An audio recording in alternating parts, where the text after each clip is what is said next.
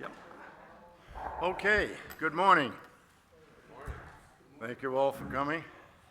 We do have a recorded meeting, both audio and video, Mike? Yes. Okay, all right. What's that? Yeah. So, please remember to turn your mic on, green, and those who may be speaking, please come up here. And do we just leave that on, or do we switch it on and off as we need it? It's off now? Okay. There's a button right up front. So, okay, let's start with members.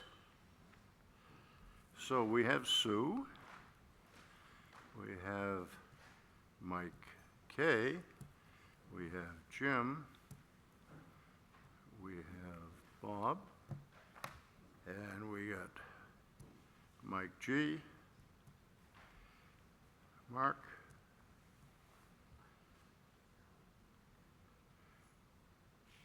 David. Where's Don? Don, you should be sitting here. Come on up. I wondered what happened to you. Rob Prohl will not be here. Apparently he's got some medical issues going on and will be laid up for a little bit. So I want to be sure to recognize Don Osler, who everyone knows. He has been a very dedicated volunteer member and has been working with us for a long, long time on a lot of different projects, trail work, and he has now been appointed an official member, and he is an alternate. So that puts us up to 9 members. Congratulations. Thank you for your continued service. Dawn's done a great job with this bog celebration day, getting a really nice organized program, which we'll get to see again Friday afternoon? Dress rehearsal. Okay. Wants to come, they need an audience. Yeah, okay. So that's great. And then in addition, we have an appointment. And Peter, do you want to, you might as well go first. We know pretty much nothing about the project, so no one received anything. So we got our notice from Adam last night. So tell us about your project.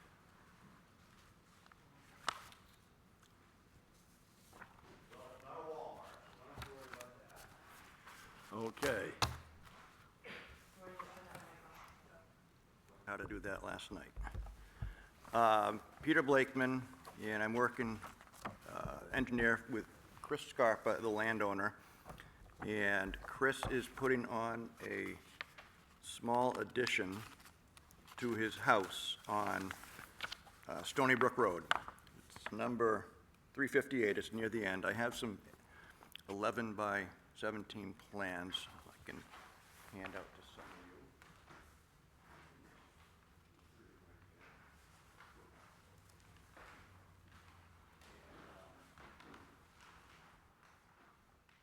He happens to sit within the 100-foot wetlands buffer and the stream buffer.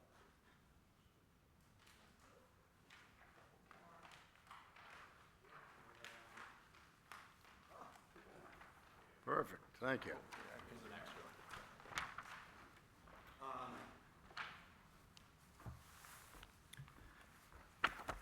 And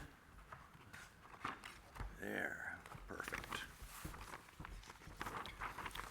So we had Robert Stewart delineate the wetlands, and the wetlands are separated between very poorly drained and poorly drained. The very poorly drained is in the blue, shaded blue.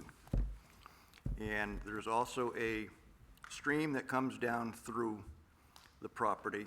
I don't know if it has a name or not. Do you know, Chris? Yeah. It's on your stream's maps anyway, so there's a 100-foot buffer off of that as well. And then there are associated wetlands that are not shaded, but also go westerly from the very poorly drained. That very poorly drained, I'm sure when you've driven by Stony Brook, it's the very marshy wetland that's right before you go into Newbury, where it turns dirt. And Chris is 2 driveways back from the town line. And they have a house. The house was built in 1991, predating the buffer, the establishment of the buffers. And they are requesting a 18 by 24 foot addition. And that's shaded in that light brown, tan, whatever color it is. And so they sit within, that addition sits within both buffers. And we went to the zoning board last night. Now, I know that it's always been in the rules, I guess in the preamble, that the Conservation Commission gets plans and the Merrimack County Conservation District or NRCS gets plans to review, and then the Wetlands Bureau also.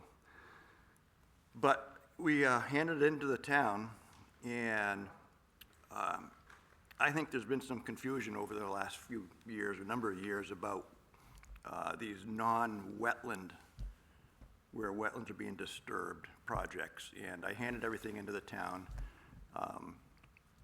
I assumed at this point, because I don't do this a whole lot anymore, going to the zoning board, just that it would get distributed, even the digital copy. But that didn't happen, so we're here, and it's no one's fault. If anyone's fault, it's my fault. But that brings us, we had the meeting last night, and that came up as far as your review. And there was actually quite a discussion about it. And I think Adam will be talking to you folks at some point soon, hopefully soon, but at some point about your input. Be that as it may, we're here, and they are requesting that you just, I think, Michael, you are typically reviewing permits. So I have a copy of that too, if you want it, what I submitted. And the board has just said they are holding a meeting July 15th at either 2 or 3 o'clock in the afternoon, because they continued it for your review. They've done everything else, and they just want to get any comments that you may or may not have. It does not need any DES permit. It's not disturbing wetlands, so unless you're actually in a wetland, DES will have nothing to do with it. You can be 1 foot away from the wetland, and they won't. It's out of their jurisdiction. And I think that's kind of where some of the confusion is, excuse me, as far as these separate reviews, that's all. And I know, Bob, it's been there for a long time, because I've sat before the board years ago doing the same type of thing, mostly for culvert crossings. But this addition is it's in the lawn and yard of the Scarpas. Megan Scarpa is his wife, and they have 3 children, and they're adding on a great room. It's really the one spot on the house where it fits, both interior but also exterior. As far as the septic system, we can't really, and it doesn't fit in the house layout anyway. If you tried to slide it to the north, it wouldn't get it out of the wetland buffer, wherever you put it, but it's already in a disturbed area in the lawn, and other than the addition going in, the lawn will, it'll still be lawn around it. On the plan, you can see the tree line is basically the edge of their lawn as well. And I know it's light, but it's between the addition and the wetlands. As far as just what we're doing, knowing that it's in the buffers, we did put in some, for mitigation for stormwater, we're going to put in a drip line trench that's oversized so that it will collect and infiltrate the water. They are typically sized for what's called the water quality volume, which is a 1-inch rainstorm. In this case, the trench would actually hold the volume, the voids in the stone will hold a 2-inch rainstorm without infiltration. And so that takes the water from the eaves, and it's a gable end, and so the eaves are at the southern end and at the northern end of the addition. And in addition to that, there's a perforated pipe at the top of that stone. You can see it in the detail that's on the plan. And that, they probably will put some gutters in, but that will take the water from the gutters and disperse it within that stone as well, so we don't have to rely completely on the eaves just dropping into the stone.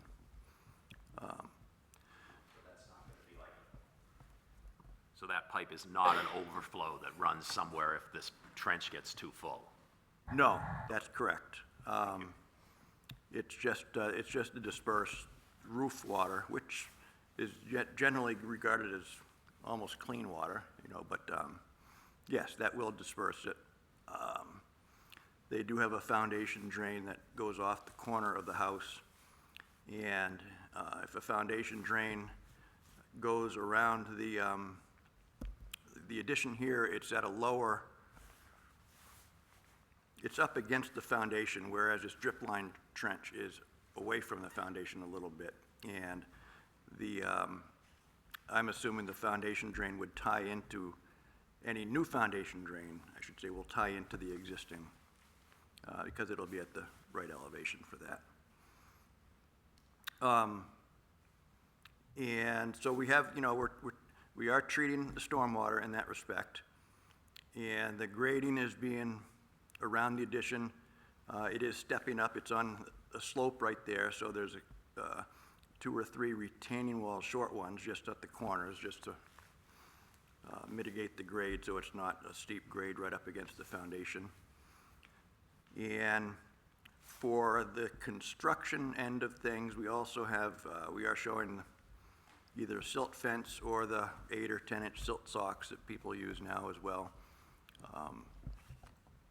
And that's right on the tree line. And that will be there for the duration of the construction. And I also have the notes for reseeding, loam and seed following the construction, so that it's all put back to the lawn, and they may or may not. It's not in a great spot for landscaping. I mean, it's in the shade a lot. You can put some plants there, but I think they'll just probably keep it as grass the way it's been, lawn. We have, to the distances we have to the buffers, from the very poorly drained to the corner of the addition, the nearest corner is 91 feet. And from the regular wetlands, the wooded wetland, it is a little over 40 feet. And from the nearest point of the stream, it's 83 feet. And so the request of the zoning board is just for a reduction of those buffers so that the addition can be built. Bob Stewart, as I mentioned, has delineated it from between the very poorly and the poorly. What shows up on the wetlands maps for the town is the National Wetland Inventory maps. And I've put a copy of that in the materials, the application, but that matches, that shaded area matches the wetlands that are actually on the wetlands map of the town, the protected wetlands. And then also in the verbiage of the ordinance, it does talk about also making the buffer to attached and associated wetlands that are downstream, and that's why we've shown that all the way down through. And that really, I mean, that's the nuts and bolts of it. Beyond that, there is really nothing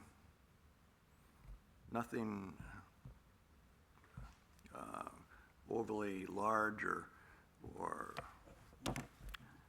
I'm not finding the word I want, but it's a relatively simple project, I think. It's in a disturbed area already, and we are capturing the rainwater as best we can, most of the storms, and if you have any questions, I'd be happy to try and take you through anything that I might have missed at this point. So your project is going to be reviewed again on the 15th of July, is that right? I think they have basically finished their review, and they are going to wait and get comments from the board by their meeting, and for them, they've called that sort of a hard date for them. They're going to make their decision, continue their discussions, and make their decision on that date. Okay. But they would like to get your comments, and here is the.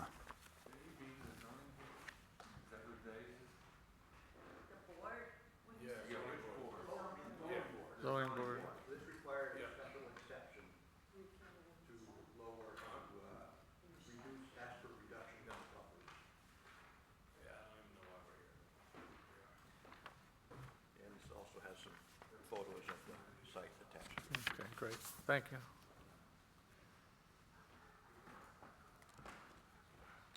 Well, I don't have any questions. I think the project looks good to me. One comment. Yep. Well, I have two comments. One is I'm really glad you explained about the drip line trench, because that seems like that would help. Yeah, And then just a comment is that this stream does go into Lake Sunapee. Lake Sunapee, yeah. And so, just in terms of a lawn, it's better when you're in the watershed not to use fertilizer on your lawn, because that will eventually end up in Lake Sunapee. So,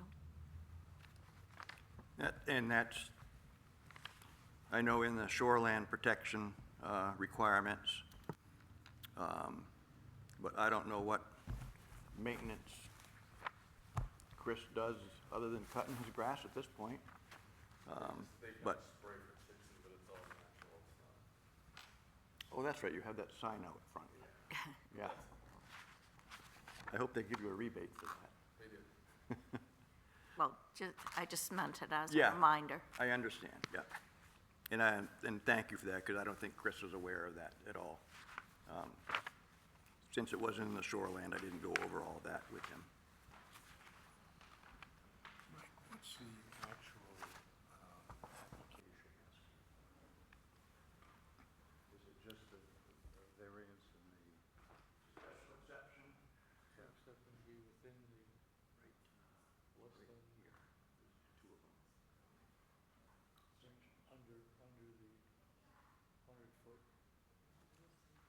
because this will be situated closer down. Okay. So they don't really ask for a specific, we want the buffer to be reduced to this Right. much. It's just a reduction to get the addition built.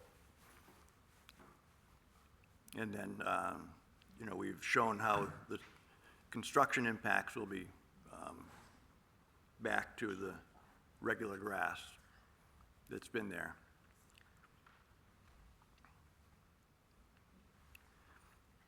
And I would say the lawn is at its closest about 65 feet to the edge of the stream.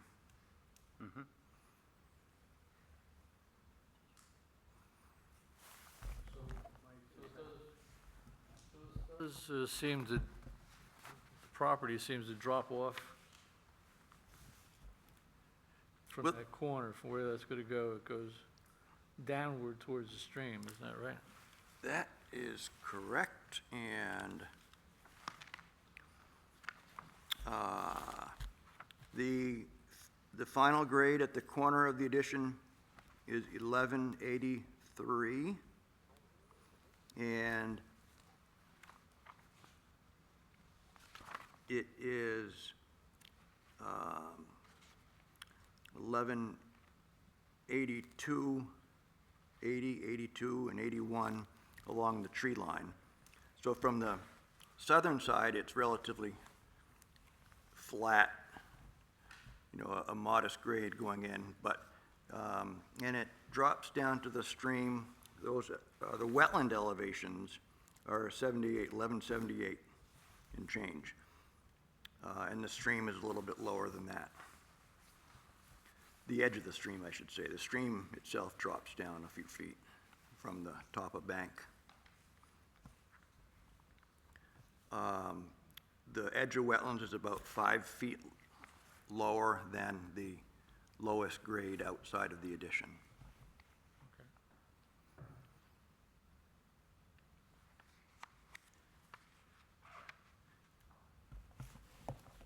And To my way of looking at it, the drip line trench would be the key part of this.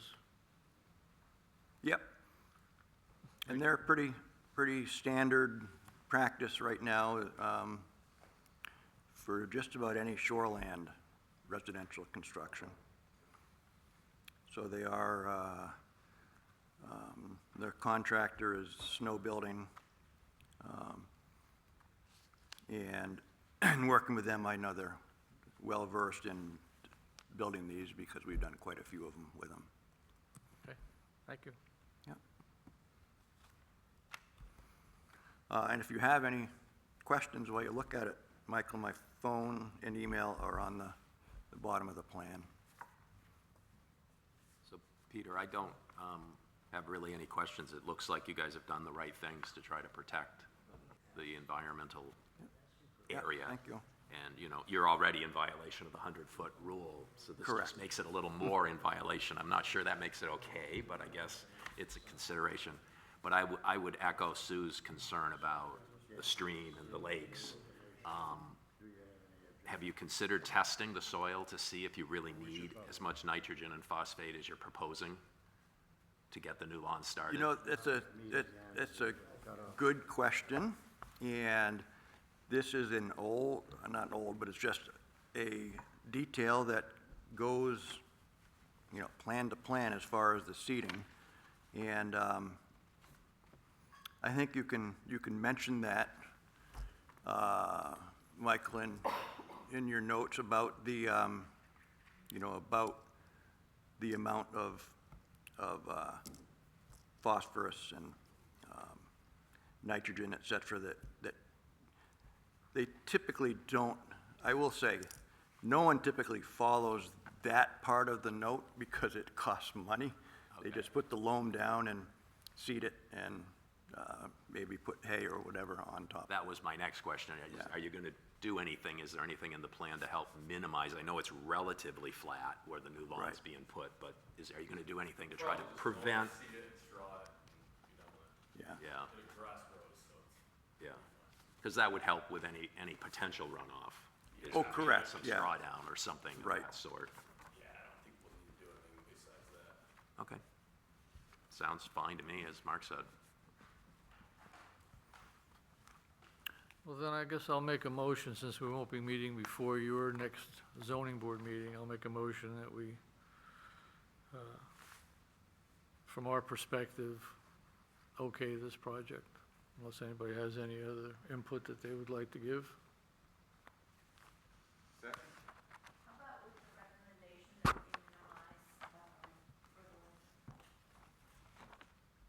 minimize, Okay. Yeah. Add that to the motion. That's fine. All those in favor say aye. Aye. Opposed, nay. Okay. All right, well, thank you. And just, yeah, if you could just follow up with a note to Adam, that Will would do. be, that would be great. You like these drawings better? Oh, heck no.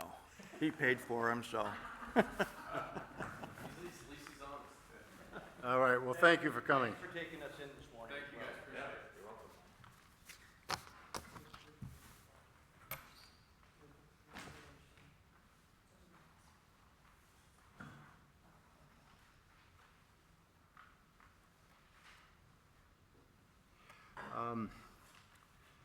I didn't read, I don't know how this got listed like this, but David, you and Sue went to the Mount Sunapee wastewater meeting? And Jim was there, okay. And you wrote quite a detailed summary. Do you want to just share that with us quickly? Ron, I sent it to most members here. I guess, briefly speaking, this was at a meeting at the, Is your mic on? Okay. So this was a meeting of the Mount Sunapee Advisory Committee chaired by the head of Parks and Recreation, Commissioner Stewart.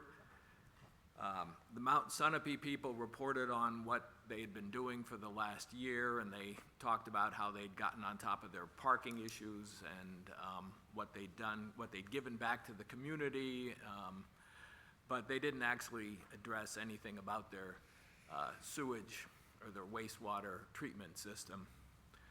But it was interesting to hear about what they were up to. And then the Department of Environmental Services talked about the existing wastewater treatment system, which has been in existence for over 50 years and was designed when skier visits were about a third of what they are now.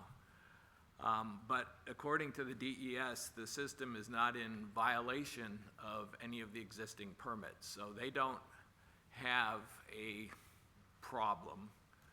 They may not like it because it's old, but they have no, I guess, leverage or authority to do anything. But they did say at the end of their presentation that they were making a new recommendation to the Vail Corporation that owns Mount Sunapee, that the Mount Sunapee and the DES start developing plans for a new system. You know, they start discussions about that, and that was actually a new thing for DES. And then the Lake Sunapee Protective Association and I guess the Newbury Conservation Commission are really a group that that they had, which consisted of wastewater engineers and river restoration. A lot of experts gave their report. They noted that a lot of phosphorus had been sort of detected in the lake downstream of that area. Occasionally the brook itself that kind of goes past the lagoons and the spray fields has high levels of phosphorus and also high levels of E. coli. And they had a pretty strong case, I think, that that something should be done sooner rather than later. A number of elected officials were there, including the select board chair from the town of Newbury. Also, B.B. Casey was there from here.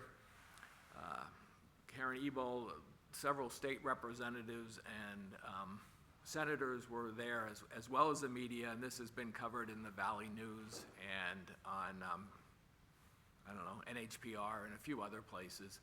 I guess the Tri-Town Transcript. They, at the end of the presentation, Commissioner Stewart, who is the one that really is responsible for the negotiations with the corporation, ask her advisory board for their input. And basically, they, Representative, oh shoot, who was he? Dan Wolf. Thank you. Dan Wolf, yes, sorry, he was a member of the board, a former state representative, basically made a motion that basically the Mount Sunapee, the DES, and the Newbury Conservation Commission form a committee within, I think he said, 10 days to come up with timelines and a plan that would involve a replacement wastewater system by December 2026, so a year and a half from now. All of the commission members agreed to that except for the person from DES who didn't vote. And all of the representatives that spoke, including our, Beebe, voted in support of that motion. And I heard that on the Friday after the meeting that, the Mount Sunapee, the Vail Corporation said that they were going to be looking carefully into the matter, but I haven't heard if they've decided, I haven't heard what's gone on since then, and I don't know if Sue or Jim has heard any follow-up, other than that Mount Sunapee did respond to that and said they were taking it under advisement.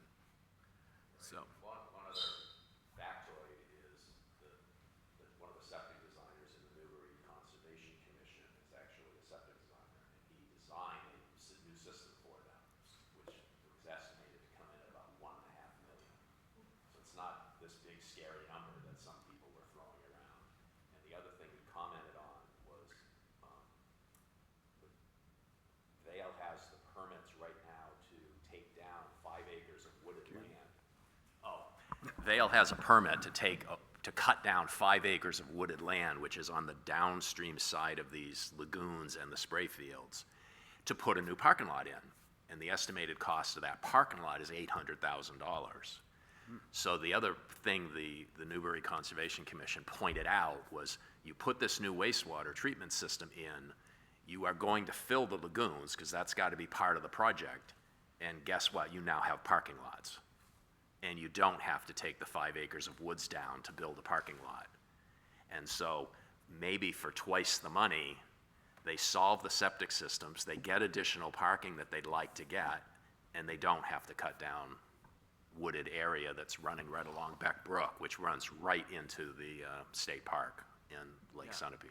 It was a pretty, convincing proposal, or at least it seemed that way to the public. One other thing is and thanks, Jim, that's an important bit. The commission was taking comments until June 10th, so last week. So the comment period has now closed on that, and I guess we should expect a decision, from Commissioner Stewart soon. So the existing septic system is on state property, Yes. but it's leased by Vail. Yes. Correct. So who pays for this Vail. upgrade Vail would have to pay for the upgrade. as a leasing, and that's part of the Yes, deal? yes. Oh, It's not a okay. lot of money for Vail Corporation, really. Well, it was interesting. They said their revenue there was $20 million, and the state gets 3% of that. Actually, they said it the other way around.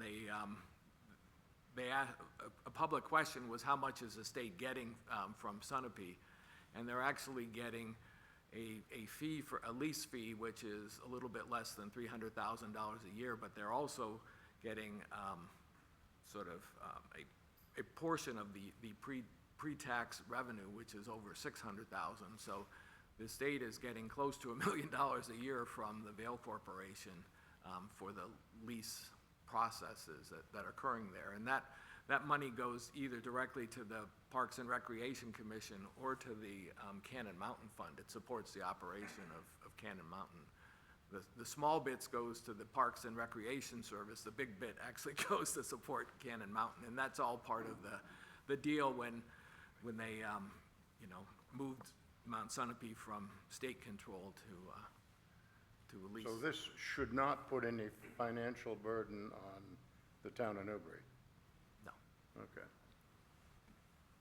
Yeah. good. It seems, to me, it seemed much further along and everybody was all lined up, so, you know, Vail Corporation would be crazy to, in my opinion, to fight this, because everybody everybody, the local residents, the elected officials, everybody thinks this is a good idea. Okay, good. Well, thank you all for attending that meeting and reporting. Was there anything else? No. Sue got up and suggested that we also were behind that. I just wanted to let the Newbury Conservation Commission know that we were there in support of them. I just did a one-liner. Okay, next item are the meeting minutes. We had April that we wanted to update.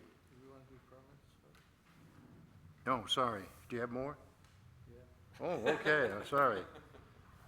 Yeah, okay, why don't we do other permit applications? I mean, as it turned out, I am now starting to get the notifications in again, although ironically, this project on Stony Brook was not listed anywhere, but at any rate, the major project that we have coming up is at 265 Elkins Road, which is a tear down and rebuild, so there's actually two permits being involved in that. One is the demolition of the existing building and putting up a new home, and the second is a wetlands permit to replenish the existing beach. I don't have or didn't get a copy of the shoreland permit for the building, but I did get a copy of the beach replenishment, such as it is, which is pretty straightforward. The project for the home falls within guidelines, so there wasn't anything there that I saw on the initial go-through that would raise any red flags, but there is a major project going on there. And then we did have a couple of septic permits that came in. One was at 187 Knights Hill Road and the other at 1513 Little Sunapee Road. Both of those are in the process of being reviewed by DES. And that was all I had, assuming there was anything else that we didn't get notification of. Okay, thank you, Mike.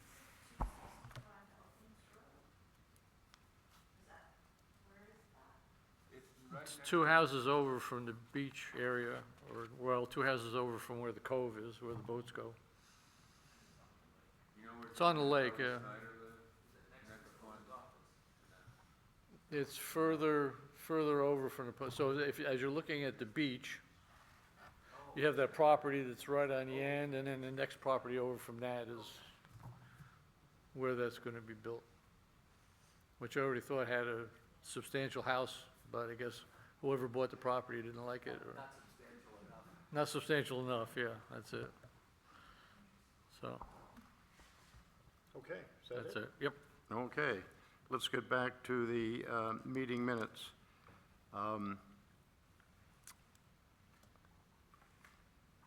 Minutes are in draft form, are on our website. If anybody wants to access them, I have generally been sending out the links a couple days before. Yesterday, they only went out late in the day, but you still should have them. And you had, was it one sentence in the April minutes that you suggested we change? Yeah. Okay. Okay, Linda has it. We didn't approve the April minutes last month because We Correct. wanted thought there to was check on a Right. motion. I listened to the recording and he did too, and Yep, we didn't miss it. Okay, But he did do a one-line one line revision, which I revision. did, and I downloaded and put back Okay. So May minutes is what we should, I mean. Okay, we still need to approve April, though. Motion to approve April. So we still need to approve, yeah, April, April still needs okay. to be, Approve April's. So do we have a motion? I make a motion, we approve the April minutes as amended. Dave has a question? No, I was seconding it. I was trying to move us along, so I second the motion Okay, for April, for April. now May. We're gonna vote on April still, right? Yeah, all in favor of approving April? Wait a minute, we have, Dave's an alternate, and he made a motion. I made the motion. But he didn't he say second? Yeah, you can't second it as an alternate? Okay. What we should do, Rob is not here, but we need to have this in the minutes, that we'll ask Dave to vote in Rob's place. Oh, okay, And sorry. that makes it okay. Okay. Okay. So, all in favor? Okay, so all in favor, say aye. Okay. Opposed, nay. Dave. Dave slash Rob. Okay, so now we're At the May minutes, May, okay, as posted. as posted. Any comments, questions? Changes? Just spelling error, Byron's, in the June 20th, our presentation, Byron's is B-Y-R-O-N. I think it's in our celebration, talking about the porta potty and so forth. Any other changes or additions? I move that we accept the May minutes as amended. Second? All those in favor say aye. All right, Opposed, nay. Okay. Thank you. okay, great, thank you. The June 21 Celebration Day.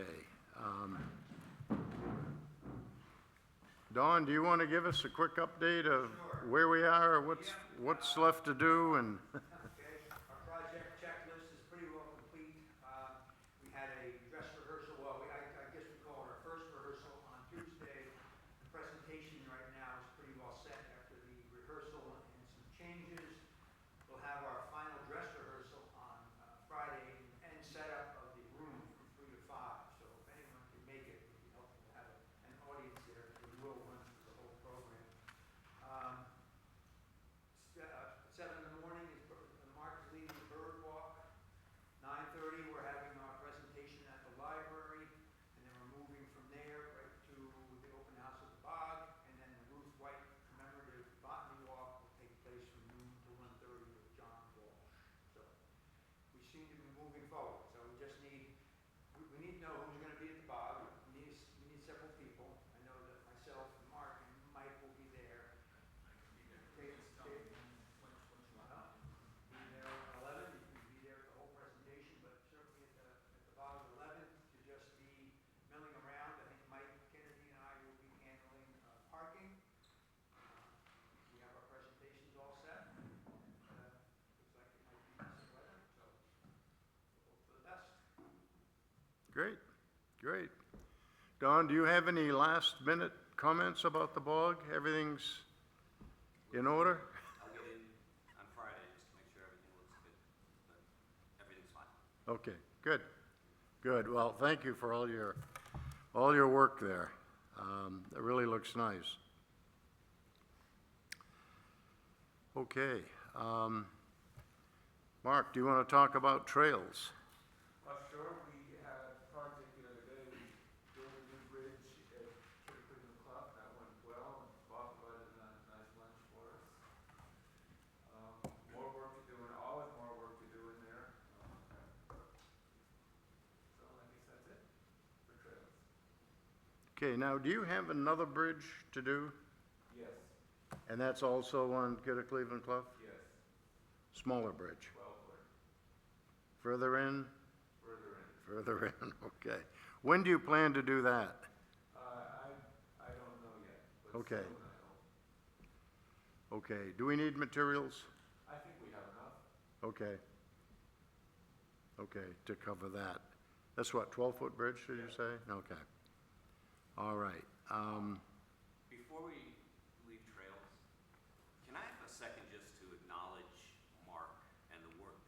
can you just come up here, because I'm not sure this is getting, I just wanted to acknowledge the work that Mark has done this past winter and spring.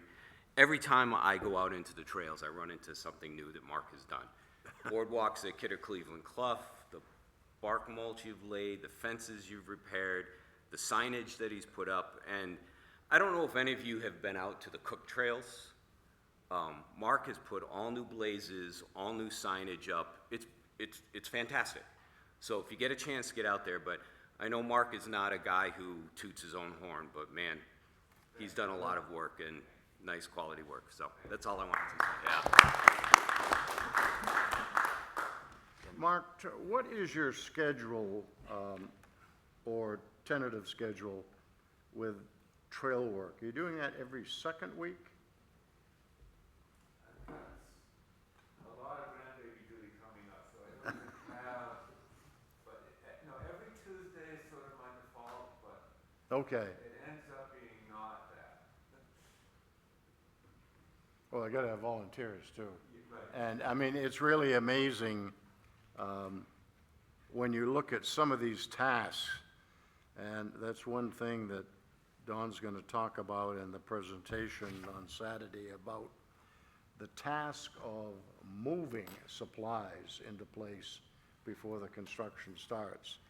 And it's not a simple task, and a lot of it involves moving heavy lumber a significant distance. And we try to have deliveries on site, but that only gets it to the edge of the road. And there's a lot that has to happen from there, and, you know, feeding Don so he can work, and I know he moves a lot of stuff. But Well, it that's, makes a big difference if the lumber's dry. yeah. It's nice to get ahead. But it amazes me, I mean, carrying lumber like into the bog from Newport Road in volume, I mean, there's no way that's fun. You know? But people enjoy getting together and talking. It's hard work, but what amazes me is when you ask them to come back, they come back. So, I mean, that's great. It's great. We have a good group. I mean, you can disagree with me, but most of our projects are, you know, an hour and a half, 2, 3 Yeah. hours. So we have part of the day, we're not giving up our whole entire Right. day. Right. Right. Well, that's great. Okay, a little bit of an update on the, Can I add a couple yes, trail oh, things I'm sorry, real Mike. quick? Go ahead. One thing for Mark, we received an email from a person who's interested in volunteering, so I just want your approval to send your contact information to them. Okay, and then the other thing is the trail cameras that we Yes. got, and I had a chance to play around with them, and it looks as though, unfortunately, that there's no good way to use the camera without using the service that goes with the camera. So it costs $55 a year for the connection to run the software to be able to remotely see what the camera is viewing. Mm-hmm. So the question is, do we want to proceed with that, and where might we want to put the cameras? So I'm not going to say that we make that decision today, but I just thought I would mention it, that there's two factors there. One, we have 2 cameras, so it would be $55 for each camera if we wanted to do both. And then secondly, where do you want to put them, for what purposes? So maybe we can talk about it more at the next meeting, but I just want to throw it out there that there's that. I'd like to ask Jim a question. In his routine monitoring of bog brook and potential animal activity or other natural activity, would having a camera in there be of value? Yeah. Maybe that's where we could do a test run. Yeah. Yeah, that would be, Mark's bringing up a good point. Where would you put it? I mean, we could bring a stake out there like we did for the sign and find a semi-firm bit of land and drive a stake in the ground, because there's no vegetation out there that's substantial enough to mount it to safely. How about like an 1.75" aluminum pole? That could work. You know, something 10 feet That's a long, and little we more- drive it 5 feet into the bog would probably be enough, and then you could mount the camera on the top of it. If it's not real solid, we could always add a brace or something. Right. But I'm sure we could do that. There are some spots around each of the sites that are somewhat firm.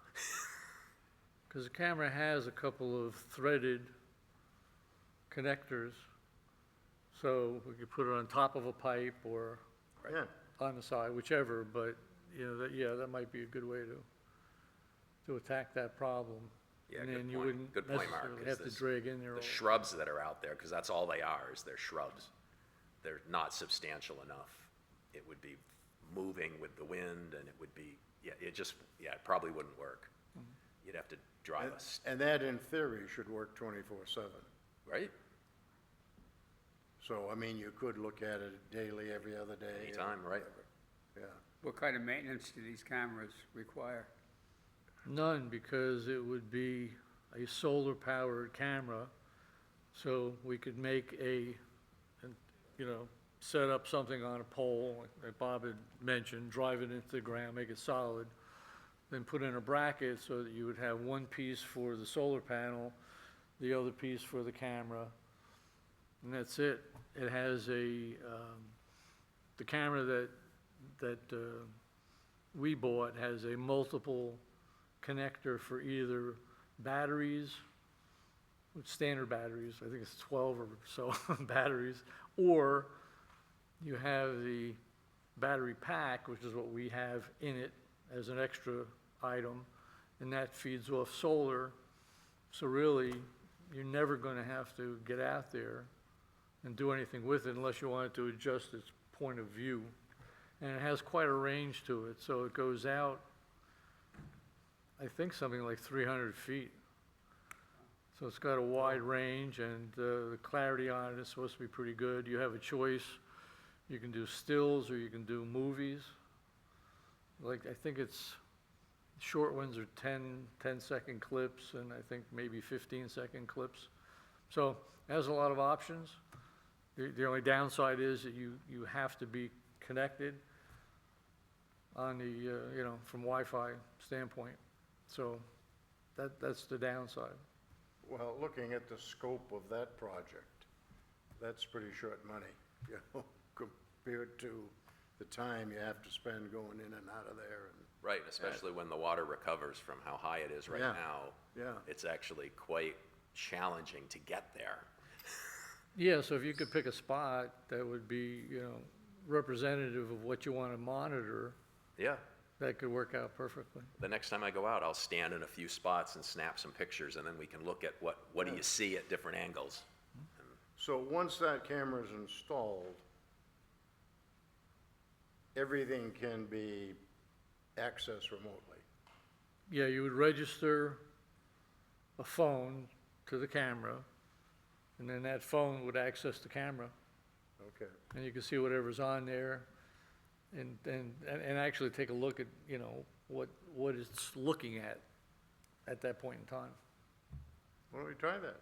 Yeah. That sounds like a good test. Okay. Good, thanks. Anything else, Mike? Do Okay, we need a just, motion to approve the $55? Or no, that's,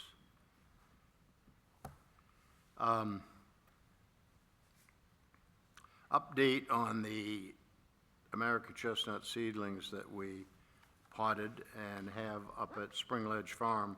I'm gonna go look at them after the meeting, but they are growing extremely well. Being in that greenhouse environment makes all the difference in the world. Plus, they're getting some daily care, water when needed, and we started them in exceptionally good starting soil. So we have trees now that are 12, 14 inches high in this short period of time. So we're now working on some places to put these. This is really good stock from the two best locations that the Vermont, New Hampshire chapter has. And, I mean, they really look healthy, they look good, but we have a number of possible sites. We talked to the Cemetery Commission about the new cemetery expansion, and if there might be opportunities in there to at least talk about some possibilities. And they said, fine, talk to Sam, DPW. They're in there working this week. I don't think they really need that space immediately, so it may be towards the end of the year before they get done in there. I'm not sure. They have a lot of work to do. So we're trying to line up locations. Another one, and I'd like to talk to you, Mark, because I think you have some previous contact, but I talked to the facilities director at the elementary school, and they seem receptive to providing a space, maybe try to make it a school project. And that would be, if we do that, that would be like a September thing. So, and I think you know some people there, so. I know a librarian. Yeah, okay. You know, just get the okay on that. And then, it's probably premature, but I'd like to understand, as far as the town common and the park down in Elkins, who really oversees that? You know, if we wanted to, you know, maybe put a borderline in or something, I don't know, just find out the right people to talk to and see what the opportunities are. We ha- Can I make a comment on Sure. Chestnut? Well, as I've sent best pictures to you, I walk on Morgan Hill Road. Yeah. There are at least a dozen American chestnuts on that road. So my question to the tree physiologist next to me, is there a mother tree somewhere that's feeding these? I mean, these are pretty healthy, they're saplings, but they're large saplings, looking pretty healthy along the roadways. Yeah, yes. They- How far up? Yeah. Okay, so at 272, 272 the driveway, 272 Morgan Hill. The American chestnuts on the Morgan Hill Road. At 272 Morgan Hill Road, it's about maybe a half mile into Morgan Hill Road. Right before that, it's where they start. About 100 yards past 272 is a pretty healthy one on the right. If you go up and you look on both sides of the road, all the way up to the next driveway and a little bit beyond, there are quite a few trees up there. They're, once again, saplings, but they're good-sized saplings. And unfortunately, one was cut down for the power line or something. So, anyway, that's, Is that after the Osmond Sargent land on? Yeah. yes, well after. Yeah, so it's on the, if you get to the dirt road, Oh, right. where and it then turns past, in. and then the Okay, dirt and then it road, and then goes the up first the road. driveway, and then it keeps going, so. They are, I talked to DPW about that, and they believe they're in the town right away. Oh, they're right there, yes. Yeah, and they look like they're the offsprings of a mother tree that, you know, died, but it'd be interesting. Dave, would you have a few minutes just to look at them? Yeah, I will. It'd be nice if we could verify what they are, if they are really American chestnuts. This is the time of year where they actually flower, so. Right.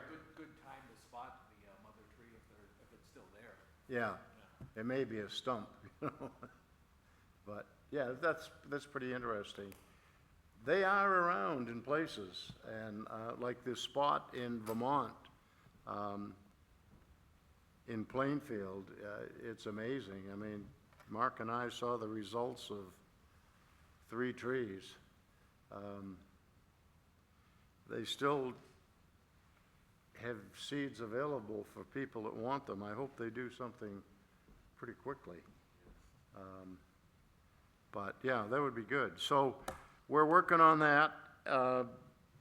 The Vermont, New Hampshire chapter did provide us with the matting, the wire fence, and the fence posts. Significant purchase. And that will support our upgrading. So I have all the material now, and enough to complete our 100 in the ground already, with maybe a little bit of material left over. So that's the second year that they supported us doing that, and that's great, because as interesting this is, I'm not sure we'd really feel super comfortable spending that kind of money on this project. But it's nice to see all but one. There's one senior tree, one of the first ones we purchased from the nursery in Georgia, from the National Foundation, that looks like it expired, and we're not quite sure why. Got to look at it closer. It doesn't look like blight. It could be something else, but that was a tree that's probably 9 feet tall now, our biggest tree. And one of those two, it got halfway through developing leaves, and now it's just sitting there. And I talked to a couple of the people about what we should do, you know, whether we should cut it down, take the roots out. Is it at risk, if it is blight, infecting others? And they weren't sure it was blight. We got to look at it closer, but it could be, you know, it could be some rodent or something get into it. So it could be a lot of things. And they've actually seen them fail like that, and then a couple of years later come back to life. So maybe that's optimistic. But anyway, other than that, everything's growing pretty well. And we'll keep working. It'll be nice to get everything upgraded, because I noticed down at Low Plain, a couple of those low fences, you can see the tops have been chopped off. So somebody's in there having lunch. So that's why they recommend 6 feet high. You know, another thing during Saturday when we're standing around out there, Mark and I talked about this. We ought to look at the bog parking area and figure out what we can do about that natural curbing, which is now like 4 to 6 inches high. It's very significant. And it's dangerous when people try to back out, because it's not easy to go over. They hit the gas, and then next thing you know, they're a car length out in the road. We'll see what the state can do to help. It may not be much. And then the other thing we should look at is the actual boundaries, and see if there's a place where we could make a kind of an off-site, still on town property, but a little bit of an additional parking area, because there are days when that siding gets pretty well packed, and I suspect it's only gonna get busier. The other thing is the tick awareness program. It's too bad that the health officer was away, or still is away, for 2 months. I'll pass one of these around. I got my tick cards in the mail yesterday. Oh, And I've got 50 of them, okay, and I will pin them up around town. okay. And I'll use it, and probably put it in trailheads too, just as I did the patch signs 3 or 4 years ago. Oh, that's great. And could you maybe share some with Putnam? Because I think he wants to put them where his people gather. Sure. Which is I don't probably- have that, I have 50, Yeah, so I'll give them a couple to a few. so this is more of a posting rather than a giveaway. Oh, yeah. Yeah, We got okay. 50. We got 50, looks good, gonna get 25. Well, I'll show you where you can pass this around. That's one of the kits. And I'm not suggesting we give these to people. The 2 towns that really got into this, Derry and Exeter, were giving these away by the bushel. And I'm not sure how effective the removal tools are if you really have one embedded to that degree. But it does have an ID card and some general information. So I just got a couple of these as an example, and perhaps when our health officer gets back, I'm sure he's gonna have a lot to catch up on. But maybe we can talk a little more about that, but that's good. But really, the health officer should have thought about this and done something about it in the spring. You know, I know he's away for 2 months in the summertime, but the ticks didn't just Yeah. spring up an hour ago. So where was he Well- in April and May on this issue? Apparently, he's on sabbatical. What's that? He's know. on But sabbatical, he so, wasn't on sabbatical July. in April and May. oh, Yeah. I don't know, I'm trying to remember when the article was in the paper that we first saw, but it wasn't super early. But, you know, yeah, I mean, there's a lot of things we could have done better, but this would be a nice project, definitely. It seems like a health officer project, but it would be nice if we could support and if the rec commission could support it. Good.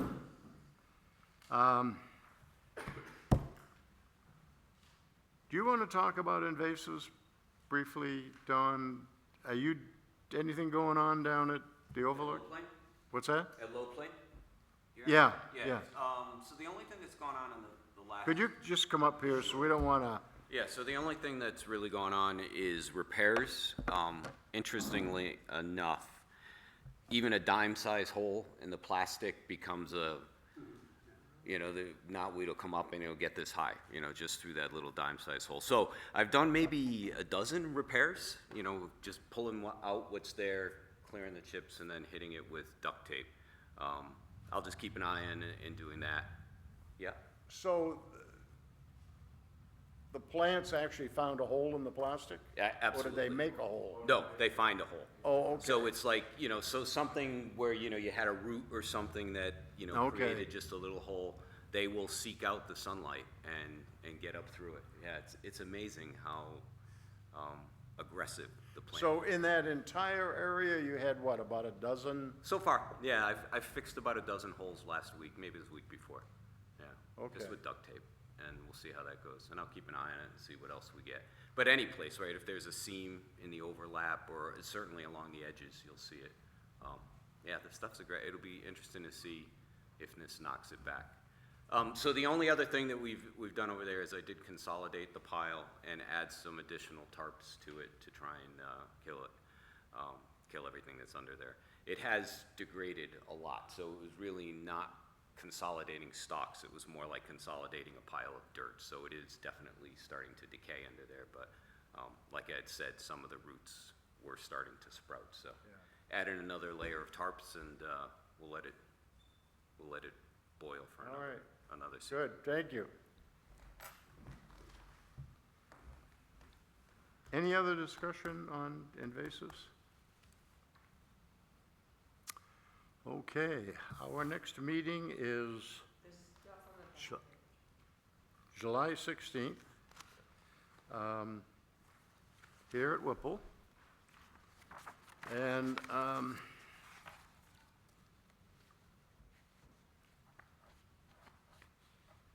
we had a little reminder course in right to know policy. And, if you read the paper, what's going on in a lot of different towns, there's some things in some towns, and hopefully not this town, that kind of missed being mentioned.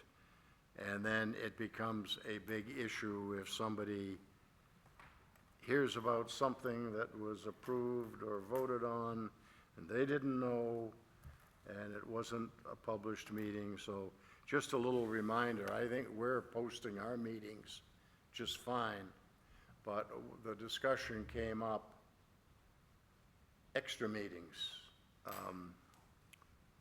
or even work groups, like the meeting we had yesterday at the library.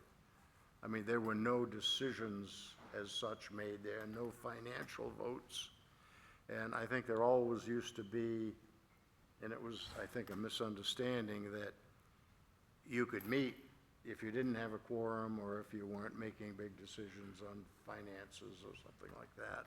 And I guess that's not really the case. It's pretty much any meeting. So we simply need to, 24 hours in advance, post the meeting, the purpose, and then do some like yesterday's meeting, you know, I think a sentence or two would cover it.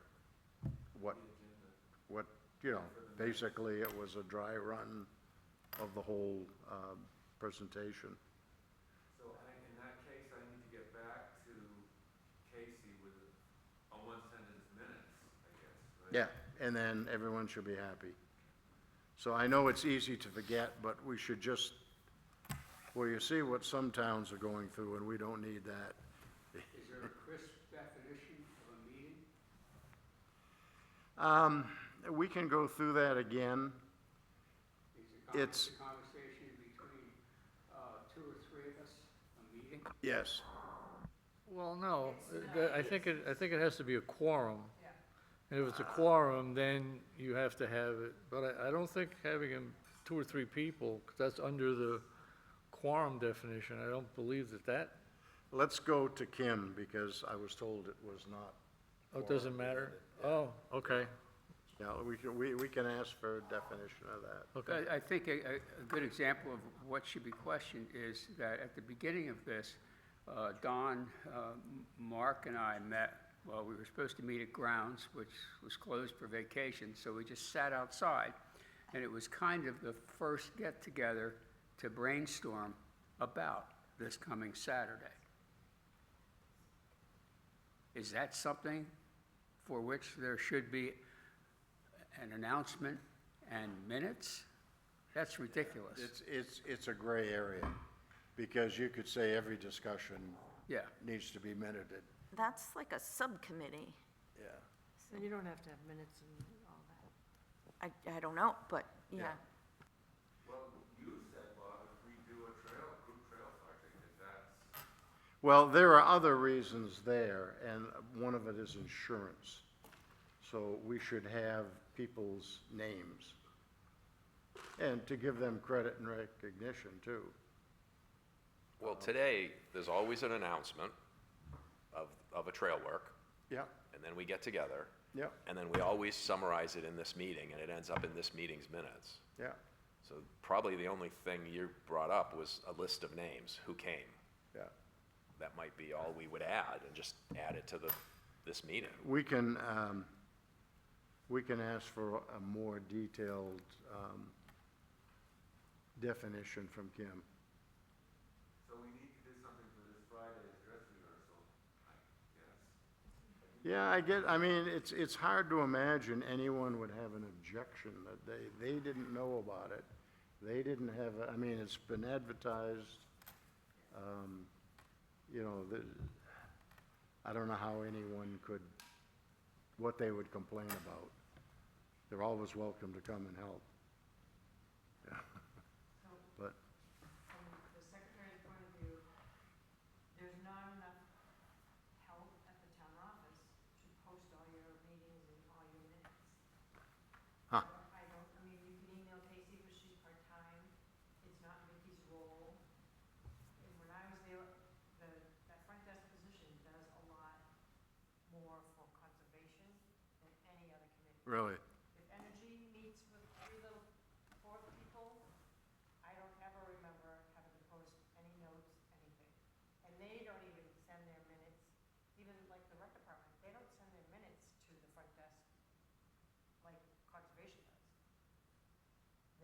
It's months behind. You go on the website and look at some of the committee's minutes, they probably don't even have January, February, they still have drafts.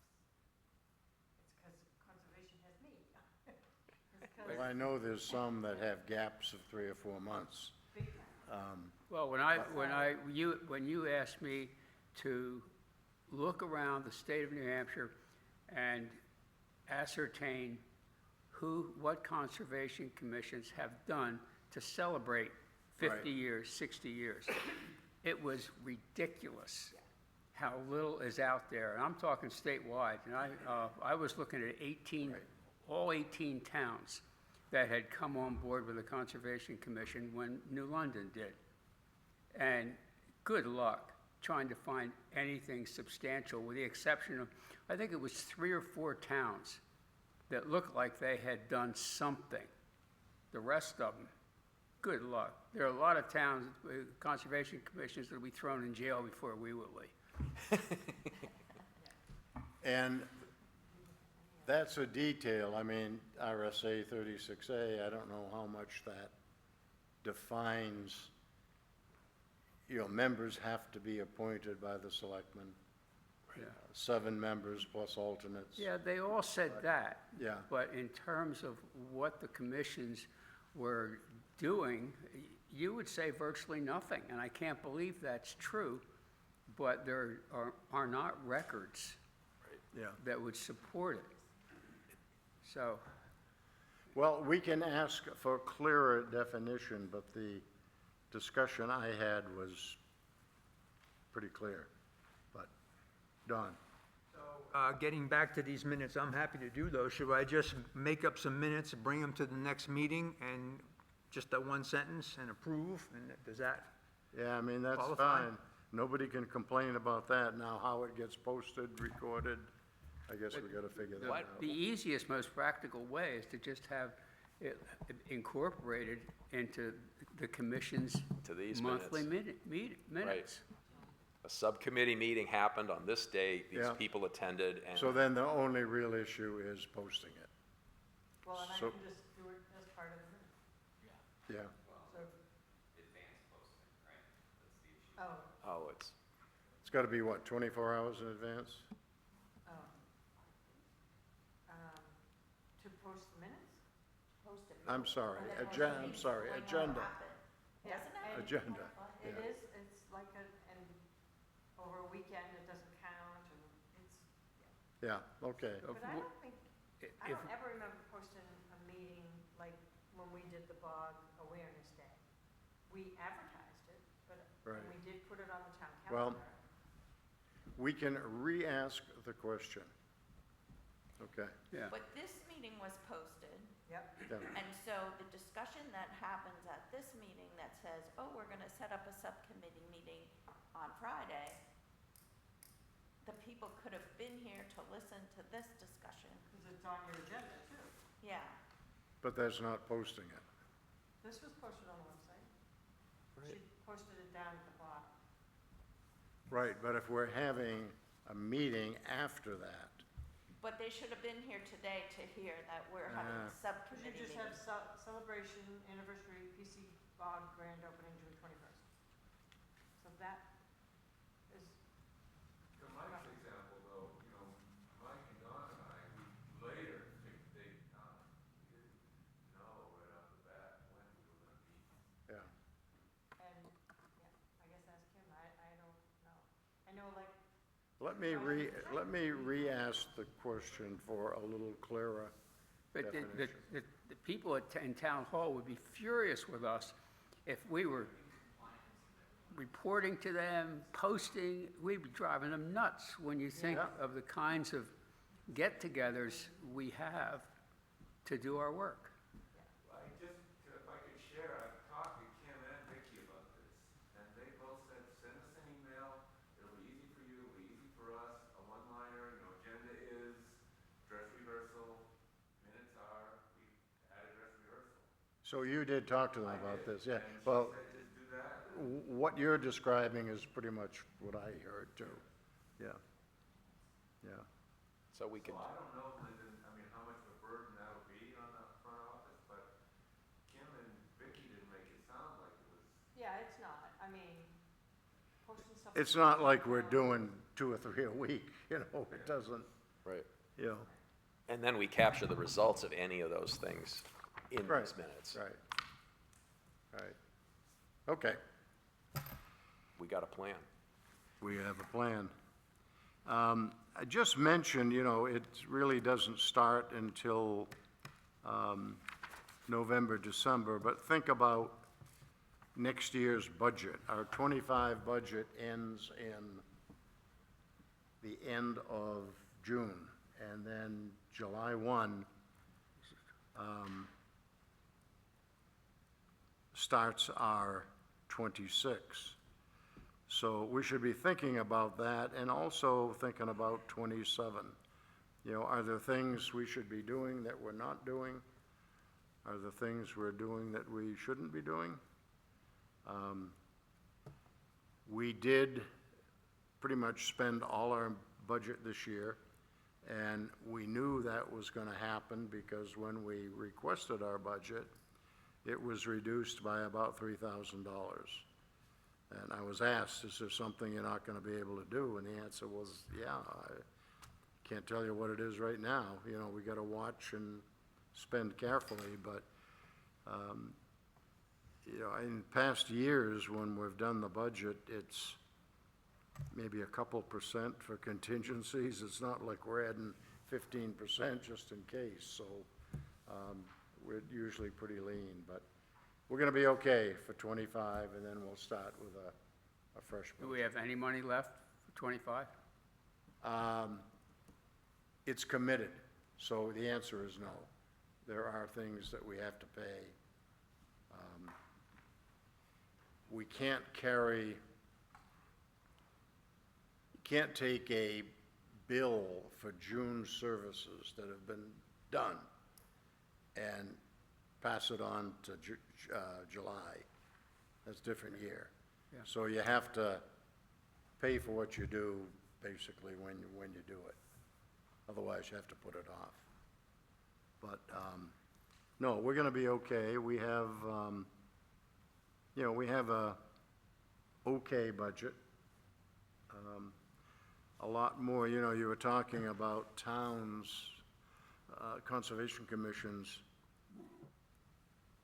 not showing much in their minutes, and that's, you know, some of them I don't think do too much. We know of the 271 towns, you know, most of them are pretty active, but we know towns that can't get 7 members, and they have a $300 budget. So what can you do? And you can understand why people would be discouraged. So we are fortunate, and we have a lot of volunteers, a lot of volunteer work gets done, which is great. I've never heard anybody complain about, you know, what we're doing. The trails are the big, most visible thing, and, you know, most people are very, very grateful for what we do. Okay, do we have any, we talked briefly about the Kiesel Lake meeting, which unfortunately is tonight. And we get these notices, but they're only like a couple of days' notice. And I gotta believe they're planning some of these things further out. So, and I know you have a conflict. I do. Yeah, so, I believe it can be done on Zoom, I think. Yeah, I think it is. I sent that notice out to everyone. I mean, if anybody has the time and wants to listen to what's going on, that would be great, but When is it, Bob? tonight, Like 7:30, I think. so, yeah. We can send you the notice again. I think I have. Yeah.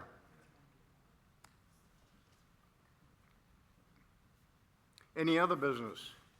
I've got 2 things. Go ahead, Mike.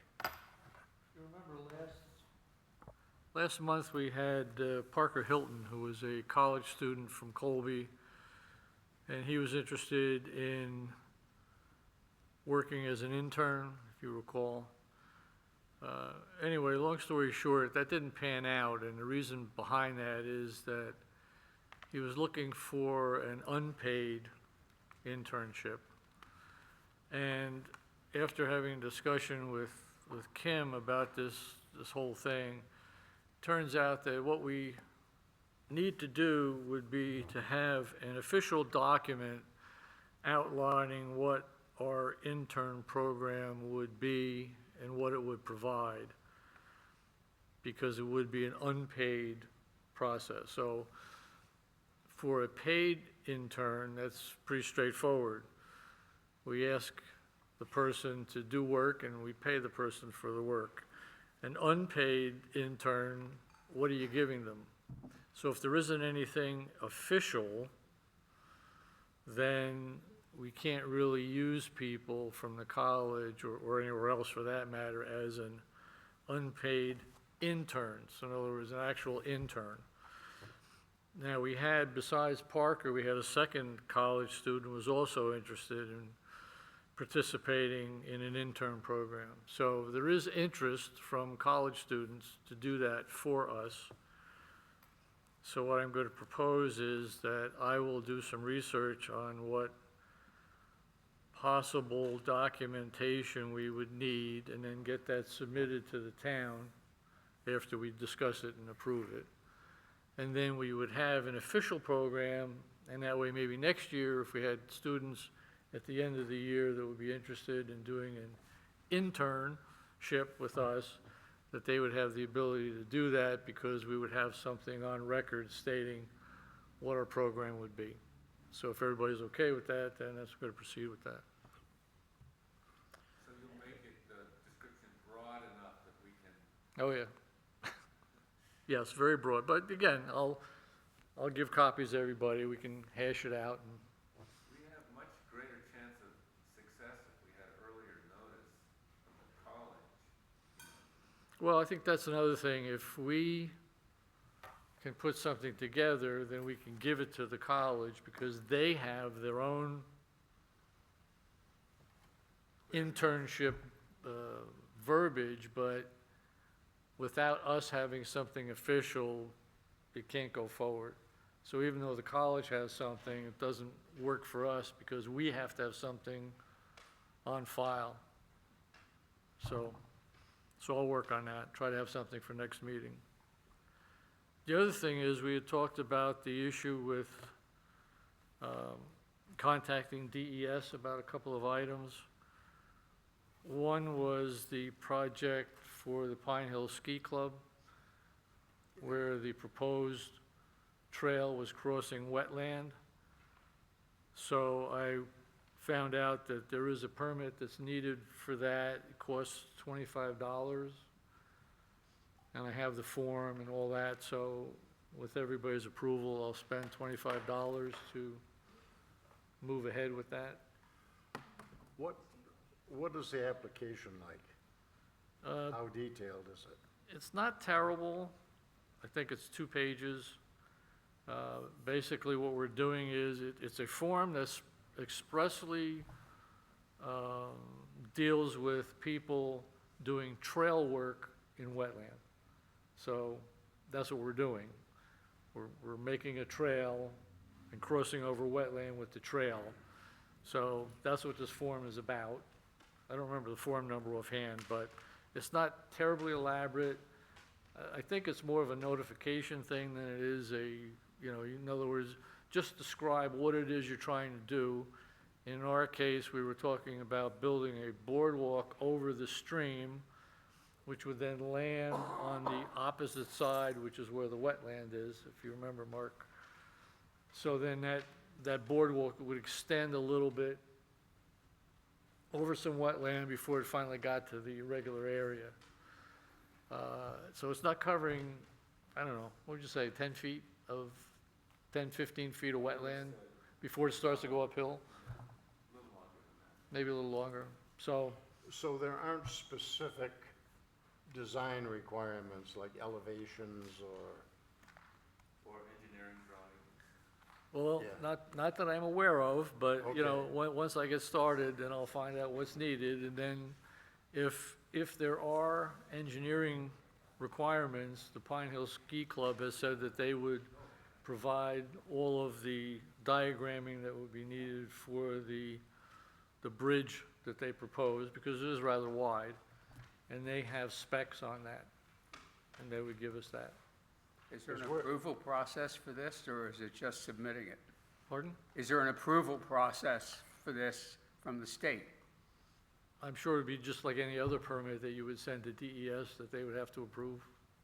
Well, there are classes of permits from the DES that are referred to as by notification. And all you have to do is fill the form in and send it in, and you're good to go. Yeah, I'll Unless they check and tell you see you're how that not. is. That may be the same thing. I don't know. Usually, the requirements around notification, the things that qualify is no power equipment, I'm not altering the wetlands, I'm not stopping the flow of water, I'm only using hand tools. And that would most likely qualify for any project we would ever do, Oh, yeah, yeah. so. We've always been very mindful about elevation to not interfere with water flow. Right. Allow creatures to move around back and forth, and, I mean, that's kind of been in our standard design. I just wondered if they, focused on that, and had some standards that you had to do, but, okay, fine. We'll learn, Okay, yeah. Yeah, see if the language, by notification is in that form. If it is, it's just a matter of send them your money in the form, and unless they say stop, you're good to go. right, yeah. The other thing is, we had talked about the runoff from Hannaford's parking lot into that. Yes. And so just as on the record, 2 emails and 2 phone calls later, still no reply from DES. So I've Are they going to a submitted, specific person? the phone call went to Rob Livingston, Yeah, and no return call, and the emails went to the general yeah, that's. email site, and no response there either. So I haven't given up, but I just haven't heard Yeah. anything yet. So Yeah. just so everybody knows, it's still a work in progress. Well, be patient with them, because they've lost 3 or 4 employees, and it wasn't a big group to start with. Yeah. Had you heard about the mystery pipe? They've discovered where the mystery pipe goes. The discharge goes down to Fenwood, right? Past them. That's where the discharge is, but the other end of it, it was a temporary pipe put in place when construction was done, and it goes right into the basin in the Hannaford's parking lot. So it's not a mystery anymore. They know where the other end of it is now.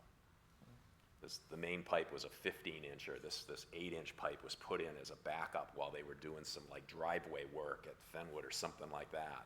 So this Yeah. extra pipe was installed. So it's flowing from the pool From the basin, yep, in the parking lot, to the culvert. right. So that's been figured out by somebody in DES helped. There's But it's- supposed to be a meeting between DOT and somebody. Yeah, I haven't heard any update on that. That Fenwood culvert supposedly collapsed. Right. I think that might be when this other pipe was put in place while they worked on that culvert. Ah, The culvert goes under the driveway Right. into Fenwood. Right. Okay. Yeah. But Mike Morgan didn't bring anything up at the last Sunapee watershed meeting about what's been going on, other than the vague comments we've already heard, that it sounds like DOT is probably gonna have to sue Cross Point in order to get this done. But he had no update that they'd taken the step of actually filing anything yet. But, so the only thing that was said there was that this pipe they figured out where the other end of it is at this point, with the help from some engineering so is that drawings. an active pipe now? It is. That's why And it's it running. comes- if it goes under the road into Fenwood, then it's coming down toward the bog. Right. It's the pipe Mike Thomas told us about, was running water and had pretty much the highest chloride numbers. But that is originating from the pond? Yeah, that's where they The figured it. pond almost looked empty. Yeah. Well, so it may But not it's be. nasty. Well, it's probably running today, but Yeah. maybe a couple of days ago, maybe the pipe had stopped running, I don't know. Huh. So if it got plugged down on the Fenwood end, the pond would fill up. Correct. Huh. So it appears there's 2 pipes going to the holding pond, a big one and a smaller one. So what does DES say about that? I have no idea. I mean, you can't just, Must have given them a permit in the first place to put it in. I mean, you're taking your undesirable water and putting it on your neighbor's property. right? Huh. That's interesting. Well, okay. Apparently, there's been a lot of discussion about this for a lot of months. Oh, yeah. Maybe years. This, just like the pools at the Vale septic system, this has been in discussion for 2 or 3 years at the Sunapee Watershed Yeah. Committee. This is not brand new, right? I mean, this is not the new rock band that just became the flash hit. No, they've been working for years on this. Yeah. Okay. I don't know whether you want that. That's from the ski club insurance and so forth. Good. No, it's not. It's frustrating. Any other? It takes so long to get anything done. No? Motion to adjourn? I make a motion that we adjourn. Second. All in favor? Aye. Aye. Opposed? Nope. Okay. 10:08. Wow. Okay, perfect, thank you.